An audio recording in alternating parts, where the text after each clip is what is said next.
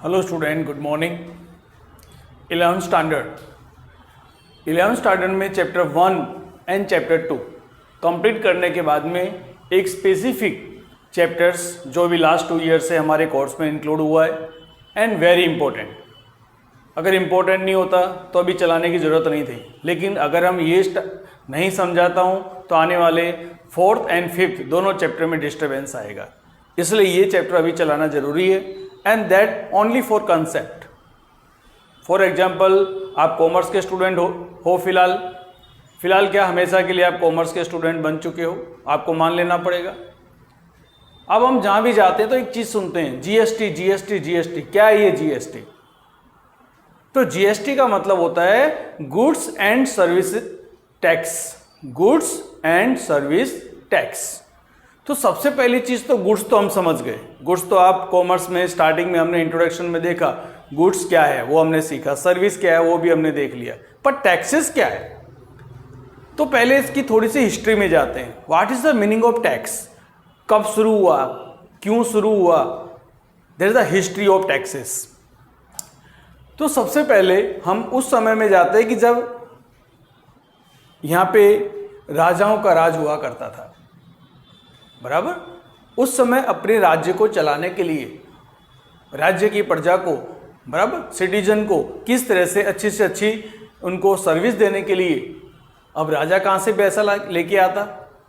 भाई राजा अपना खुद का अपना कुछ काम करते थे कि जिससे कि वो व्यापार करते थे, बिजनेस करते थे, पैसा आता था। लेकिन जिन लोगों के लिए हम कुछ कर रहे हैं, जिन लोगों के लिए, जिस प्रजा के लिए, जिस सिटीजन्स के लिए हम यहाँ कुछ कर रहे हैं, उनसे कुछ तो लेने को बनता है ना। कोई भी सर्विस फ्री में तो नहीं मिलती है ना। आज अगर हमें लाइट की फुल फैसिलिटी मिलती है तो हम लाइट बिल पे करते हैं कि नहीं? आज रोड के ऊपर हम चलते हैं, अच्छा रोड होता है, अच्छे रोड की वजह से, अच्छे लाइट की वजह से, बराबर। तो ये सारी फैसिलिटी अगर हमें गवर्नमेंट दे रही है तो हमें भी गवर्नमेंट को कुछ देना चाहिए। तो गवर्नमेंट ने ये डिसाइड किया कि हम जो भी सर्विस प्रोवाइड करते हैं उनके बदले हम हमारी प्रजा से, हमारे सिटीजन से हम क्या करते हैं, एक नॉर्मल सा टैक्स लेना शुरू करते हैं। तो उन्होंने नॉर्मल सा टैक्स लेना शुरू किया, जिसको उस समय कर कहते थे, कर पे करना। लेकिन धीरे धीरे समय बदलता चला गया। आपने देखा होगा लगान मूवी पूरी की पूरी इसी के ऊपर, टैक्स के ऊपर बनी हुई है, बराबर। तो दैट मीन्स वो लगान माफ करने के लिए, लगान that means one type of कर मतलब टैक्सेस, टैक्स को माफ करने के लिए उन्होंने बहुत सारी मेहनत की। लेकिन वहां उस समय एक था कि किसी भी ईयर में कोई डिसाइडेड नहीं था कि भाई कितना टैक्स होना चाहिए। राजा की इच्छा, राजा बहुत अच्छा है तो टैक्स कम लेगा, राजा थोड़ा सा डिप्लोमेटिक है या थोड़ा सा अलग टाइप का है तो बोले नहीं मुझे तो टैक्स ज़्यादा चाहिए। तो दैट मीन्स उस समय सर्विस क्या थी, इतना ज़्यादा इंपॉर्टेंट नहीं था, पर टैक्स लेना है। तुम हमारे राज्य की सीमा में रहते हो, अगर हमारे राज्य में रहते हो तो आपको टैक्स पे करना पड़ेगा। घर का टैक्स पे करना पड़ेगा, प्रॉपर्टी है, जमीन है, उसका टैक्स पे करना पड़ेगा, आप जो बिजनेस कर रहे हो उसका टैक्स पे करना पड़ेगा। यानी कहने का मतलब टैक्स कोई नई चीज नहीं है। आज जो मैं आपको सिखाने जा रहा हूं ये कोई नई चीज नहीं है, हजारों साल पुरानी चीज चली आ रही है, लेकिन इसमें मॉडिफिकेशन होता चला गया। Here now as per income tax rule, as per rule of Indian act, क्या है? They are 2 type of taxes, indirect taxes and direct taxes, बराबर। बाद में जब ये गवर्नमेंट के हाथ में आ गया, राजाओं की सरकार चली गई, गवर्नमेंट बन गई, पूरे ऑल इंडिया में, ऑल कंट्रीज के अंदर सभी में अपनी अपनी गवर्नमेंट है। तो इंडिया उसने डिसाइड किया कि भाई हम टैक्स कैसे कवर करेंगे, कैसे वसूल करेंगे। तो उन्होंने डिसाइड किया कि भाई टैक्स कितना होना चाहिए और कौन कौन से टैक्स होने चाहिए। तो उन्होंने टैक्स डिसाइड किया जिसमें they are 2 type of tax.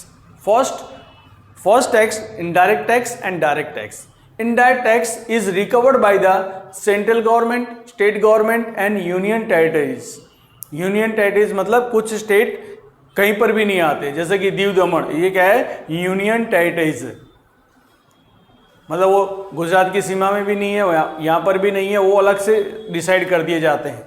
तो ऐसे कुछ जैसे अपने दादरा नगर हवेली बोला जाता है, तो that means it is union territories जहाँ आपके अपने खुद के रूल्स रेगुलेशन चलते हैं। फॉर एग्जाम्पल दिल्ली, आप जानते हो, हम जानते हैं दिल्ली कैपिटल है, पर दिल्ली अपने आप में, क्योंकि वहाँ का देखो चीफ मिनिस्टर भी होता है, तो एक छोटे से एक प्रॉपर एक दिल्ली का ही चीफ मिनिस्टर होता है, that is the union territories. तो दैट मीन्स अब यहाँ पे टैक्स को जीएसटी क्यों लाया गया? क्योंकि जीएसटी के अलावा बहुत सारे टैक्स थे, बहुत सारे टैक्स लोगों को पे करने पड़ते थे, और टैक्स एक लिमिट में ऐसा आ गया था कि एक सामान्य पर्सन टैक्स की चोरी करने लगा, टैक्स पे करने से कतराने लगा।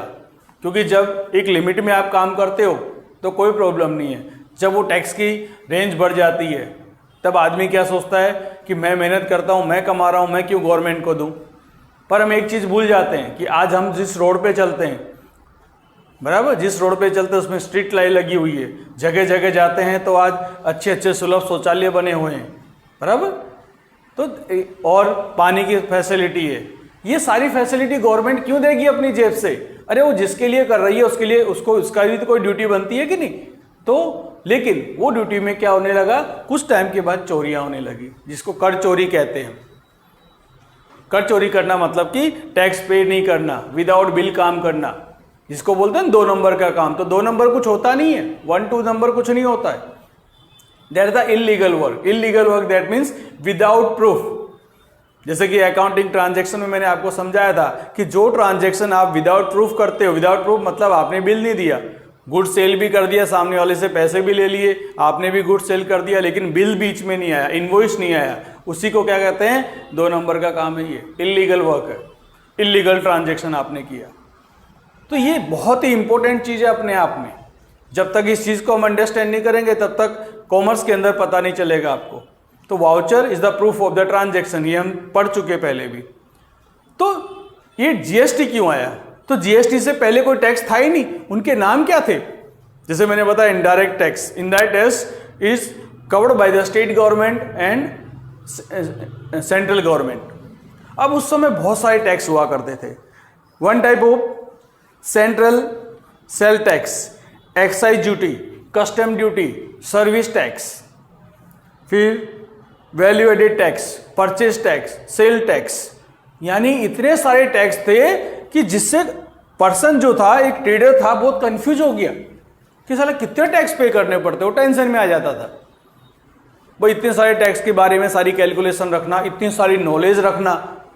भाई कस्टम ड्यूटी उसके रूल अलग, सेल टैक्स उसके रूल अलग, परचेज टैक्स उसके रूल अलग, कस्टम ड्यूटी उसके रूल अलग, वैल्यू एडेड टैक्स, बराबर। Value added tax it is the new concept for India, it is a American concept, लेकिन उसने इंडिया ने भी अप्लाई किया इसे। तो कहने का मतलब ये हुआ कि ये जितने सारे टैक्सेस थे, इन सभी टैक्सेस से पर्सन क्या हुआ, एक ट्रेडर क्या हुआ, कंफ्यूज हो गया। उसकी जो हमेशा कंफ्यूजन में ये रहता था कौन सा टैक्स कब पे करना है, हाउ टू कैलकुलेट, क्योंकि सबके सब तो नॉलेज वाले नहीं होते ना बेटा। उसमें कुछ ऐसे भी थे जो बिजनेस करना जानते हैं, लेकिन टैक्स वैक्स क्या आता है, उसमें बहुत से लोग तो बेचारे ऐसे फंस जाते थे, that is the lack of knowledge. उनको नॉलेज ही नहीं होता था कि टैक्स कैसे पे करना है। और आज भी ऐसे लोग अवेलेबल हैं मार्केट में, आपके आस पड़ोस में ही छोटा मोटा बिजनेस लेके बैठे होंगे, उनसे जाके पूछो टैक्स क्या है, नहीं पता होगा। उनसे जाके पूछो जीएसटी क्या है, नहीं पता होगा। क्यों? That's the lack of knowledge. तो आप सोच के देखो कि आज 2017 1 जुलाई 2017 में मिस्टर मोदी जी ने एक बहुत ही अच्छा टैक्स अप्लाई किया, जिसे हम कहते हैं goods and services service tax. इससे क्या हुआ, ऑल इंडिया लेवल पे। अब पहले क्या था, आप कोई टैक्स के जितने भी रेट थे सब अलग अलग। आप दिल्ली में जाओ अलग, बराबर, अहमदाबाद में आओ अलग, महाराष्ट्र में जाओगे अलग। यानी कि इसका मतलब ये हुआ कि जहां पर भी हम जाएंगे, अब बेचारा अहमदाबाद वाला ट्रेडर्स अगर गुजरात के बाहर गुड सेल कर रहा है तो उसका 2 टैक्स उसके भरने पड़ते थे, जिसको हम C4 जैसे कि सेल टैक्स की बात करते हैं, तो 2 टैक्स पे करने पड़ते थे। पहले सेंट्रल सेल टैक्स पे करना पड़ता था, फिर स्टेट सेल टैक्स पे करना पड़ता था। यानी कि CST और दूसरा स्टेट सेल्स टैक्स SST। मतलब कहने का मतलब क्या हुआ कि एक पर्सन, एक ट्रेडर्स अपने आप में इतना कंफ्यूज हो चुका था कि मैं टैक्स पे करूं कैसे। कुछ लोग कर चोरी करना नहीं चाहते थे, लेकिन वो लैक ऑफ नॉलेज की वजह से वो टाइम पे पहुंच ही नहीं पाते थे उसको पे करने के लिए। तो जिसकी वजह से हुआ क्या कि वो उनका नाम भी किसके लिस्ट में आ जाता था, कर चोरी में। चोरी बेटा कोई नहीं करना चाहता, लेकिन क्या होता है कि जब जरूरत से ज्यादा आपकी लिमिट बढ़ जाती है कि भाई जहां पे मुझे 1 लाख टैक्स पे करके काम बनता है, वहां पे आपको कोई बोले कि भाई 10 लाख पे करना है, तो आदमी 9 लाख बचाने की कोशिश तो करेगा। तो कहने का मतलब अब बचाएगा कैसे? अब ऐसा नहीं उसने ट्रांजैक्शन किया तो पे करना पड़ेगा कंपल्सरी, लेकिन वो बचाएगा कैसे? बचाएगा वो कैसे? विदाउट बिल काम करना शुरू कर देगा। बिजनेस गुड्स जा भी रहा है, पैसा भी आ रहा है, लेकिन without proof, no any proof. लेकिन फिर गवर्नमेंट ने सोचा कि भाई ऐसा करने से तो क्या हो रहा है, कर चोरी बढ़ती जा रही है, लोग चोरी कर रहे हैं, जितनी टैक्स की इनकम होनी चाहिए, क्योंकि एज पर रिकॉर्ड जितना इनकम होना चाहिए वो टैक्स का नहीं हो रहा है, और हर पर्सन अपने अपने लेवल पे कंफ्यूज होता जा रहा है टैक्स को लेके। और ऐसा लगता है कि दुनिया में सबसे ज़्यादा टैक्स शायद इंडिया में ही भरना पड़ रहा है, जबकि ऐसा नहीं है। लेकिन क्यों? क्योंकि इसके अंदर अलग अलग टैक्स है, इसलिए आदमी क्या कंफ्यूज जाता है। जब आपको एक ही जगह पेमेंट करना हो किसी व्यक्ति को, तो आप आसानी से जाके हर महीने में उसको पेमेंट करके आओगे।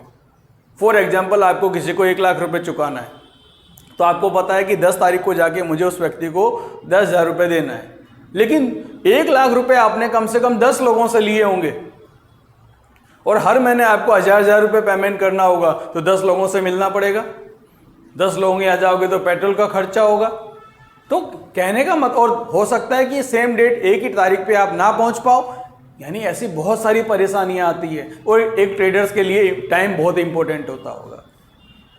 आप किसी भी व्यापारी से पूछो भाई टाइम है, कमाई है कि नहीं, वो नहीं बताएगा, लेकिन टाइम है बोलेगा नहीं है। क्यों नहीं है? क्योंकि अपने आप में बहुत बिजी शेड्यूल में रहता है। तो मेरे कहने का मतलब क्या हुआ कि टैक्स अपने आप में क्या था, एक गवर्नमेंट इनकम सोर्सेस है। गवर्नमेंट जब टैक्स आता है तब गवर्नमेंट काम करती है। अब आप सोच के देख लो, आज की तारीख में प्रेजेंट सिचुएशन की बात कर रहा हूं कि ऑल इंडिया लेवल पे हमारा जो इकोनॉमिक तंत्र है, बहुत ही इकोनॉमिक इंफ्रास्ट्रक्चर है, बहुत डिस्टर्ब हो चुका है। क्यों डिस्टर्ब हो चुका है? आप सोच के देखो, 31 March that's the completed of the accounting year. हमारा अकाउंटिंग ईयर 31 मार्च को बंद हुआ। 31 मार्च को बंद होने से पहले 22 मार्च को लॉकडाउन हो गया। अब तब से लेके आज तक की पोजीशन आप खुद सब जानते हो। कहने का मतलब ये हुआ कि कंपनी जब अपना अकाउंटिंग ईयर, कोई भी बिजनेस अपना अकाउंटिंग ईयर क्लोज नहीं करेगा, टैक्स कैलकुलेशन नहीं करेगा, तो इंडिया के पास, गवर्नमेंट के पास टैक्स की इनकम आएगी नहीं। और टैक्स की इनकम अगर नहीं आएगी तो आगे का जो पूरा प्लानिंग है उसका पूरा डिस्टर्ब हो जाएगा। तो टैक्स हमारे लिए एक्सपेंस है, हमारे लिए एक्सपेंस है, हम पे कर रहे हैं, लेकिन इंडियन गवर्नमेंट के लिए क्या है, एक सबसे बड़ा इनकम सोर्सेस है। तो 2017 में मोदी जी की सरकार में उस समय हुआ क्या कि एक चीज आई जिसको कहा गया one tax one nation. One nation one tax, that the concept of GST. GST आज की तारीख में आप ऑल इंडिया लेवल पे कहीं पर भी चले जाओ, एक ही टैक्स रेट अप्लाई हुआ। जैसे फॉर एग्जांपल आधार कार्ड, जैसे यूनिक आधार कार्ड जिसको कहा गया। यूनिक नाम क्यों दिया गया? यूनिक दैट मीन्स आप इंडिया के किसी भी जगह चले जाओ, आपका आधार कार्ड चलेगा। The one identification for you, एक आईडी बन गया आपके लिए। तो मोदी जी ने ये भी एक काम बहुत अच्छा किया कि उन्होंने एक जीएसटी अप्लाई किया, वन नेशन वन टैक्स, जिससे कि आज आपको टेंशन नहीं होगी। आप जो चीज यहां पे, कोई भी चीज अगर अहमदाबाद में खरीद रहे हो तो उसकी कीमत भी आपको वही पे करनी पड़ेगी, उतना ही परसेंटेज जीएसटी। अमाउंट की बात नहीं कर रहा हूं, परसेंटेज की बात कर रहा हूं। उतना ही जीएसटी यहां लगेगा, उतना ही जीएसटी यूपी में लगेगा, उतना ही जीएसटी आपको गुजरात में लगेगा, उतना ही महाराष्ट्र में लगेगा। तो जो परसेंटेज वाइज है वो जीएसटी उन्होंने फिक्स कर दिया कि भाई ये गुड्स, हाँ जीएसटी का कोई फिक्स रेट नहीं है, जीएसटी गुड्स के हिसाब से उसमें बदलता रहता है, उसकी बहुत बड़ी लिस्ट है। और वो आपको ध्यान में रखने की जरूरत नहीं है कि सिंपल अपने को ये पता होना चाहिए कि मिनिमम कितना हो सकता है, मैक्सिमम कितना हो सकता है। जो मिनिमम रेंज है वो 0.5 से शुरू होती है और मैक्सिमम टैक्स है 28%। नॉर्मल गुड्स पे लगता है 18%, बराबर 18% एंड 12%। तो 18% अगर आता है, जैसे किसी चीज के ऊपर 18% लगता है तो उसमें से 9% स्टेट का होता है, 9% जीएसटी सेंट्रल का होता है। 12% है तो 12% में से 6% स्टेट, 6% सेंट्रल का, तो रिमेनिंग 50-50% होता है। तो जीएसटी क्या है? One nation one tax. All India level पे एक ही टैक्स रेट डिसाइड कर दिया कि भाई आपको कहीं टैक्स की टेंशन लेने की जरूरत नहीं है, आपको कोई प्रॉब्लम नहीं होगी, एक ही रेट हम डिसाइड करते हैं, बराबर। तो पहले तो बहुत सारे टैक्स थे, जैसे मैंने आपको गिनाए। कौन कौन से टैक्स थे? Sale tax, custom duty, excise duty, तो ये purchase tax, value added tax, ये सब क्या थे? That's the part of the indirect taxes. इतने सारे टैक्स आपको पे करने पड़ते थे, तो आपको क्या लगता था? आप 10 लोगों को पेमेंट करते हो, और बाद में जीएसटी क्या है? एक ही व्यक्ति को पेमेंट करने का। और जीएसटी आज की तारीख में बहुत ही सक्सेस है, और जीएसटी की वजह से बिजनेस के अंदर जो कहते हैं ना इलीगल जो बिजनेस होते थे उसमें काफ़ी कमी आई है। क्योंकि जीएसटी बिल, आप फॉर एग्जांपल कहीं पर भी कोई किसी कोचिंग इंस्टीट्यूट में जा रहे हो तो कुछ बिजनेस कैसे होते हैं कि भाई जिसके अंदर जीएसटी का बिल ही आपको लेना पड़ेगा। तो जीएसटी का बिल होगा तो जीएसटी गवर्नमेंट के पास जाएगा। ऐसे बहुत सारी दुकान वाले होंगे, आपको ऐसे जो नॉर्मल होंगे वो तो ठीक है, लेकिन जो प्रॉपर आपको कुछ समझो एसेट परचेज करनी है तो आप जाओगे तो आपके बिल में जीएसटी लगा ही होगा। आप मेडिसिन खरीदने जाओ, उसका एक बिल बनवाओ, उसके अंदर जीएसटी अपने आप आ ही जाए, क्योंकि इनबिल्ट होता है। कंप्यूटराइज बिल बनता है, उसमें जीएसटी अपने आप आने वाला। आप कभी देखना ऐसी बड़ी जगह जाओ और बिल बनवाओ। और क्या बताऊं, अपने जैसे डीमार्ट में आप शॉपिंग पे जाते हो तो शॉपिंग का जब कभी बिल आता है तो बिल देखना, बिल के अंदर सबसे नीचे लिखा होगा जीएसटी। हर चीज पे जीएसटी लग गया, पर सबका रेंज अलग अलग है। कहीं पे 5%, कहीं पे 10%, 20%, ये सब का अलग अलग रेंज है और सब डिसाइडेड है। जो आपको सब में दिया गया होगा वो परसेंटेज आपको याद रखने नहीं है। आपको याद क्या रखना है? Minimum to maximum. मिनिमम कितना हो सकता है, मैक्सिमम कितना हो सकता है, क्योंकि वो एमसीक्यू में पूछ लेते हैं। तो मेरे ख्याल से टैक्स के बारे में आपको समझ में आ गया होगा। Tax is the important income sources for the government, central government also state government, किसी भी गवर्नमेंट के लिए सबसे इंपॉर्टेंट है। और GST, all are taxes is equal to GST. जैसे आज के देश में अभी फिलहाल एक सिंबल चल रहा है, पूरी दुनिया अलग चीन अलग, तो सेम उसी तरह से अपना भी जीएसटी क्या हुआ? All taxes is equal to GST. मतलब अब सारे टैक्स भूल जाओ। नहीं तो अभी आप सोचो टैक्स, मुझे आपको कितने सारे टैक्स पढ़ाने पड़ते हैं, सेल टैक्स के रूल अलग आते हैं। यानी कि गवर्नमेंट ने क्या किया? 5 चैप्टर को मिला के एक चैप्टर बना दिया। इनकम टैक्स, जैसे सीए तो इनकम टैक्स का भी बेचारा काम करता है, सेल टैक्स का भी काम करता है, एक्साइज ड्यूटी, कस्टम ड्यूटी, कितने सारे हो गए।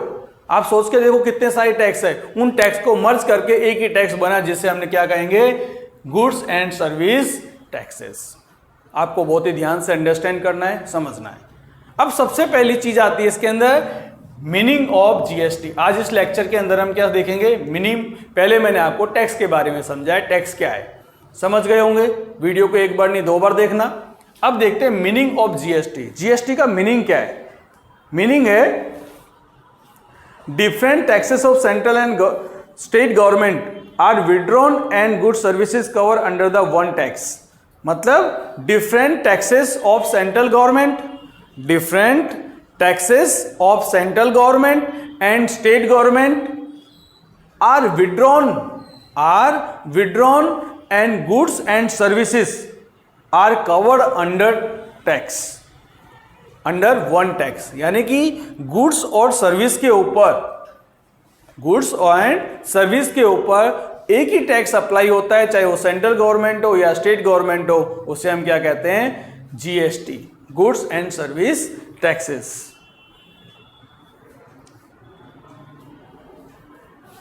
अब सबसे इंपॉर्टेंट चीज दिया गया, what is the second features of GST. GST के फीचर्स क्या है? जीएसटी क्या है, उसको जीएसटी को हम कैसे समझेंगे, जीएसटी का पूरा प्रोफॉर्मा कैसे बनाया गया, क्योंकि जीएसटी अप्लाई करने में आसान नहीं था।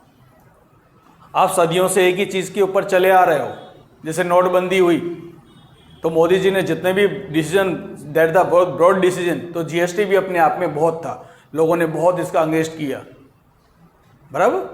लेकिन मोदी जी की सबसे अच्छी एक बात क्या रही है, डिसीजन देने के बाद में सुनते नहीं है, दे दिया आपको अप्लाई करना है। और आज की तारीख में सभी जितने भी ट्रेडर्स हैं ही इज़ वेरी हैप्पी, सब जानते हैं कि भाई जीएसटी आया बहुत अच्छा हुआ।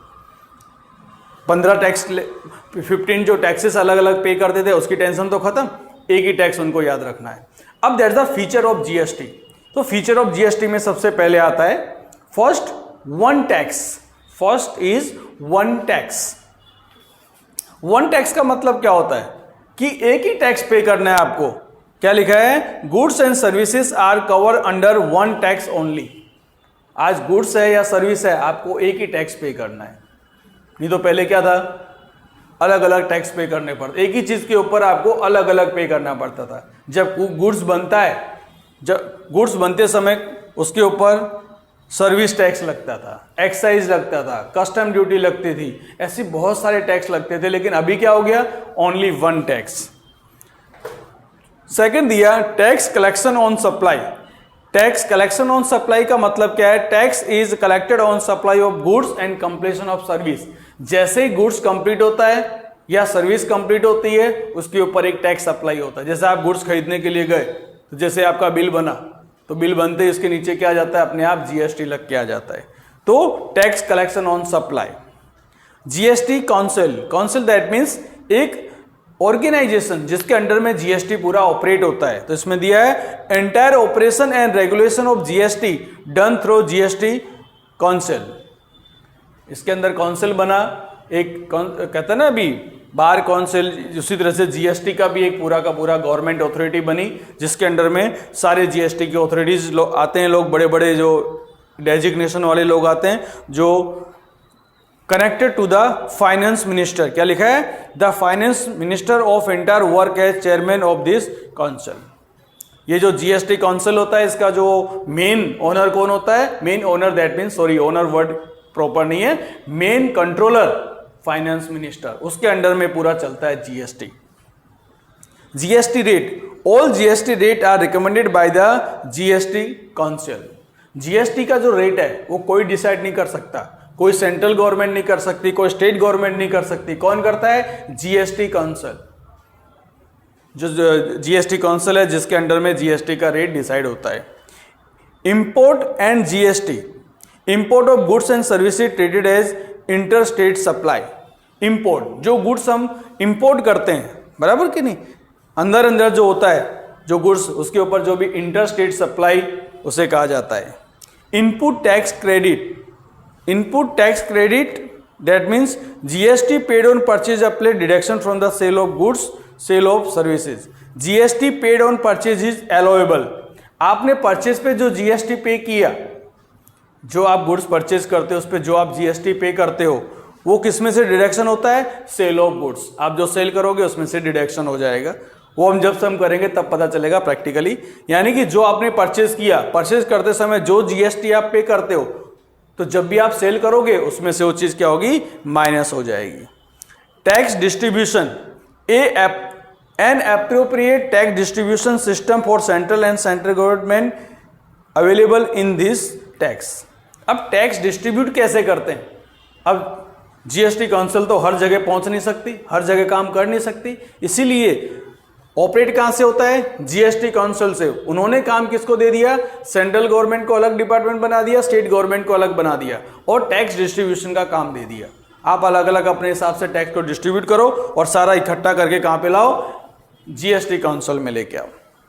Tax determination, all tax rate goods and supply determine on the base of head of the goods and services. अब that tax determination, how to calculate, tax कैसे डिसाइड होगा, उस गुड्स की supply and the service, providing of the service, वो goods कैसा है, वो service कैसी है, उसके बेस पे उसके ऊपर टैक्स डिटरमाइन किया जाता है। Pre determined tax rate structure, pre determined tax rate structure that means आज जो जिस चीज का बिजनेस करता है उसे किसी से पूछने की जरूरत नहीं है कि मेरा इस बार टैक्स कितना होगा, बार बार पूछने की जरूरत नहीं है। आप जो बिजनेस करते हो उस पर टैक्स कितना होगा वो एक बार ही होता है, भाई 12%। अब आपको सोचने की जरूरत ही नहीं है कि आपका टैक्स कितना होगा। फॉर एग्जाम्पल आपका किराने की दुकान है, किराने की दुकान में जितने भी आप सामान ग्रोसरी आइटम सेल करते हो, तो ग्रोसरी आइटम सेल करोगे तो उस पर 12% जीएसटी है।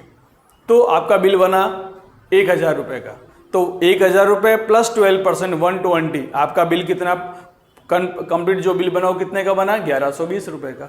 तो आपको बार बार ये अलग डिसाइड करने की जरूरत नहीं है कि इस चीज पे कितना, इस चीज पे कितना, इस चीज पे कितना ना। ग्रोसरी आइटम्स तो ग्रोसरी में सब आ गया।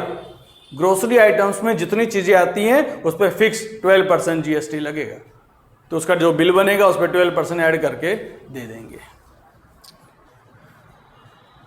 और बहुत ही इंपॉर्टेंट सिंपल एक फॉर्मेट बना हुआ है, किसी के लिए कोई टेंशन लेने की जरूरत नहीं है। हर किसी का एक जीएसटी का फॉर्मेट है, हर बिजनेस वाले को पता है कि भाई मुझे कितना जीएसटी काटना है, जिसका जो सक्सेस है मोस्टली 12%, 18%। 5 GST act. अब जीएसटी एक्ट जब बना तो जीएसटी एक्ट के अंदर भी कितने अलग अलग टोटल 5 टाइप आए, जिसमें टाइप ऑफ जीएसटी के अंदर हम देखेंगे। और सबसे इंपॉर्टेंट और सबसे बढ़िया चीज थी यूनिफॉर्मिटी। यूनिफॉर्मिटी का मतलब होता है कि एक रूपता, all over India, not world, India की बात कर रहा हूं मैं।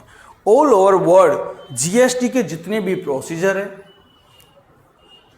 उसकी टैक्स लायबिलिटी है, उसका टैक्स रेट है, ऑल इंडिया लेवल पे क्या हुआ? सेम है। क्या है वो? सेम। जैसे इसमें दिया GST law, rule, procedure, rate of tax are similar across the country.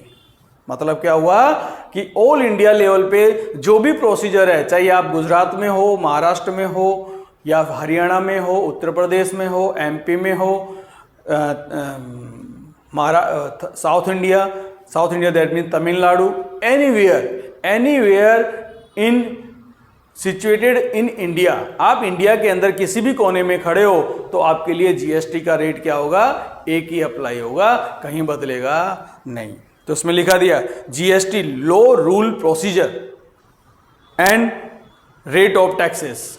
Rule, regulation, procedure और tax rate is similar across the country, पूरे भारत में सेम रहेगा। तो जीएसटी अपने आप में क्या हुआ? सिंपल हुआ। फिर लिखा है for good services worth GST is used. अब सिंपल सी बात एक और समझा दूं। फॉर एग्जांपल, मैं आपको जो फीस की रिसिप्ट देता हूं तो जीएसटी हमारे ऊपर भी चलता है बेटा, जीएसटी हमें भी अप्लाई होता है। तो मैं आपको जो रिसिप्ट देता हूं, उस रिसिप्ट पे अगर मैं चाहूं तो जीएसटी ऐड कर सकता हूं, बराबर। जैसे कि आपने जो भी फीस पे की उसका 12% उसमें ऐड कर दूं और आपसे ले लूं। फॉर एग्जांपल, आपने 5,000 पे किया तो 5,000 प्लस 12%, तो 5,000 का 12% कितना होता है? 600। तो आपकी फीस, आपने पे कितना किया? ओनली 6,000, लेकिन आपसे कितना लेना पड़ेगा मुझे? 5,600, बराबर। लेकिन जीएसटी में अप्लाई नहीं करता। अगर मैं अप्लाई करूंगा तो मुझे जीएसटी लेना पड़ेगा और वो जीएसटी मुझे गवर्नमेंट में पे करना पड़ेगा, बराबर कि नहीं? तो ऐसा नहीं कि इलीगल है, इलीगल नहीं है, प्रूफ तो है आपके पास में कि आपने फीस पे की है। लेकिन जीएसटी अप्लाई करते क्या होता है? कॉस्टिंग बढ़ जाती है, और जैसे कॉस्टिंग बढ़ती है तो आदमी क्या सोचता है? कर चोरी के बारे में सोचना शुरू करता है। भाई जाने दो ना, क्या 600 रुपये ज़्यादा लेंगे? एक तो 600 रुपये कम देने आता है, 5,000 में से भी बोलता है 500 कम लो ना, उसमें हम 600 ज़्यादा कैसे ले सकते हैं? दैट मीन्स ये एक अलग चीज़ है, there is the practical things. लेकिन हम जो जीएसटी के बारे में सीख रहे हैं, दैट्स वेरी इंपॉर्टेंट। तो जीएसटी कोई बहुत बड़ा चैप्टर नहीं है, कोई बहुत बड़ा हवा नहीं है जो समझ में नहीं आएगा, बिल्कुल सिंपल है। जीएसटी एक टैक्स है, जो पहले बहुत सारे टैक्स हुआ करते थे, उसके अगेंस्ट में ये एक सिंपल टैक्स है। तो आज के टॉपिक में बेटा हमने सिर्फ 2 चीज़ सीखी, टाइप ऑफ जीएसटी, वो नेक्स्ट टॉपिक में देखते हैं, क्योंकि meaning of GST and features of GST. तो इस टॉपिक के अंदर जो 2 इंपॉर्टेंट चीज़ थी वो मैंने बताई आपको। नेक्स्ट पीरियड के अंदर हम सीखेंगे type of GST and benefit of GST और उसका टैक्स रेट, बराबर। वो सब बुक्स में दिया हुआ है। बुक्स में 4 पेज का चैप्टर है, लेकिन 4 पेज के चैप्टर को अंडरस्टैंड करना है। अंडरस्टैंड नहीं करोगे तो टिपिकल हो जाएगा, ठीक है, क्योंकि ये हमारे प्रैक्टिकल में आगे आने वाला है, चैप्टर नंबर 4, चैप्टर नंबर 5 में। तो आप बहुत ध्यान से और अच्छे से समझना जीएसटी क्या है और दूसरों को भी समझाना कि जीएसटी, आप जब भी बिल लो तो जीएसटी लो। जीएसटी के वाला बिल लो, भले थोड़ा पेमेंट आपको ज़्यादा करना पड़े, पर आप एक गवर्नमेंट की जीएसटी पे करवा के आप गवर्नमेंट की हेल्प करवा रहे हो, ये सोचना। बराबर, जब भी बिल कोई बड़ा चीज़ लो तो बिल हमेशा जीएसटी के साथ लेना, जो एक पक्का प्रूफ माना जाता है। आप जीएसटी पे करते हो मतलब वो बिल कैसा हो गया, आप उस बिल के बिल के बेस पे आप गवर्नमेंट में टैक्स, कोई भी अगर प्रॉब्लम आती है तो केस कर सकते हो। दैट्स द प्योर प्रूफ जिसको कहते हैं, एकदम पक्का प्रूफ है आपके पास ट्रांजैक्शन का। ठीक है, तो जीएसटी को अंडरस्टैंड करना, टैक्स के बारे में अंडरस्टैंड करना और अच्छे से समझना। सेकेंड पार्ट में आएगा type of GST and second is features of GST, और उसके कुछ रेट हैं वो मैं आपको समझा दूंगा, आपको सिर्फ समझना है इस चैप्टर के लिए। नेक्स्ट चैप्टर में इसको इम्प्लीमेंटेशन, जीएसटी कैसे इम्प्लीमेंटेशन होता है, स्टेट गवर्नमेंट में कैसे होता है, स्टेट गवर्नमेंट में कैसे होता है, वो हम इम्प्लीमेंट करेंगे, तब मैं आपको नेक्स्ट चैप्टर में सिखाऊंगा, चैप्टर नंबर 4 में। पर यहाँ पे तो आपको जीएसटी को अंडरस्टैंड करना है। ओके।